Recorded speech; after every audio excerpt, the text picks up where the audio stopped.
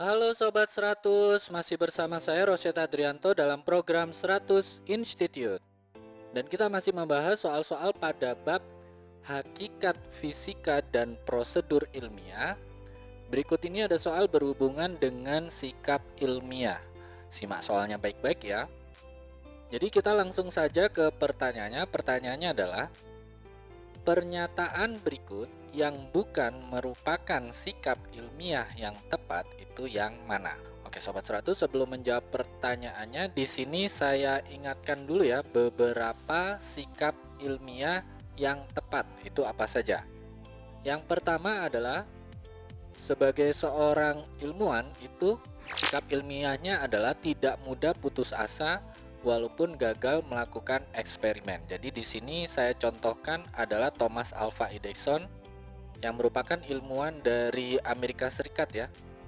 Jadi di sini karena Edison itu tidak menyukai dengan kata kegagalan, maka di Amerika Serikat itu surat kabar menuliskan bahwa setelah 9.955 kali berhasil menemukan lampu yang gagal menyala, Edison akhirnya berhasil menemukan lampu yang menyala. Ini adalah contoh seorang ilmuwan yang tidak mudah putus asa ya. Jadi dia sudah melakukan ribuan kali eksperimen sampai pada akhirnya di sini Edison akhirnya berhasil menemukan lampu, atau dalam hal ini bola lampu ya, yang bisa menyala sangat lama. Dalam penemuannya itu awalnya kurang dari 1 hari, lalu dengan melakukan beberapa perbaikan ini lampu bisa menyala hingga sekitar 600 jam saat itu ya.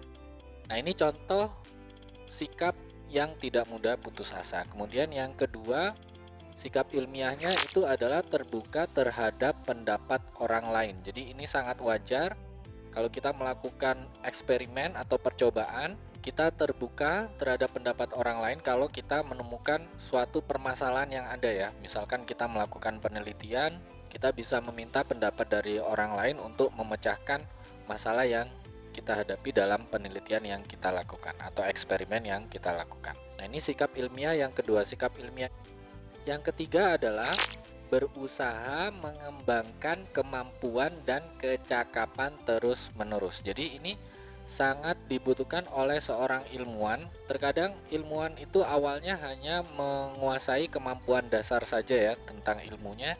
Namun seiring berkembangnya percobaan yang dia lakukan atau penelitian yang dia lakukan, itu dia harus mengembangkan terus kemampuannya. Terutama di abad 21 ini, seorang ilmuwan harus menguasai teknologi karena beberapa percobaan sekarang itu bisa lebih mudah dilakukan kalau ilmuwan ini menguasai teknologi. Oke, ini sikap yang ketiga. Kemudian sikap yang keempat itu adalah merencanakan segala sesuatu dengan baik. Jadi seorang ilmuwan itu harus mempunyai planning. Ini sangat penting saat melakukan percobaan atau penelitian. Jadi biasanya itu ada perencanaan sebelum melakukan penelitian ya. Bisa itu dalam bentuk proposal atau itu berupa catatan penting seperti ini dicatat dulu di buku. Jadi nanti direncanakan dulu baru dibuat proposalnya, lalu dibuat, kalau proposalnya ini disetujui barulah dilakukan penelitiannya. Oke, ini sikap ilmiah yang tepat ya. Jadi tidak mudah putus asa, terbuka terhadap pendapat orang lain, berusaha mengembangkan kemampuan, merencanakan segala sesuatu. Ini yang tepat. Nah, pertanyaannya yang bukan. Nah, yang bukan itu adalah apa ya? Yang bukan itu adalah mengambil kesimpulan bukan berdasarkan fakta, tapi melainkan berdasarkan opini atau hipotesis. Jadi ini adalah sikap tapi bukan sikap ilmiah ya, karena sikap ilmiah itu mengambil kesimpulan berdasarkan fakta. Kalau berdasarkan opini dan hipotesis itu bukan sikap ilmiah. Jadi ini jawabannya ya Sobat 100. Oke Sobat 100, sampai di sini bisa dipahami ya. Jadi ingat baik-baik, ini beberapa sikap ilmiah yang tepat ya. Ada 4 ini. Kemudian karena soalnya adalah bukan merupakan sikap ilmiah, yang bukan merupakan sikap ilmiah itu adalah mengambil kesimpulan bukan berdasarkan fakta, tapi berdasarkan opini dan hipotesis. Oke Sobat 100, sampai di sini bisa dipahami ya. Nah, kalau Sobat 100 sudah paham untuk video penjelasan ini, Sobat 100 bisa melihat atau mempelajari video penjelasan yang berikutnya.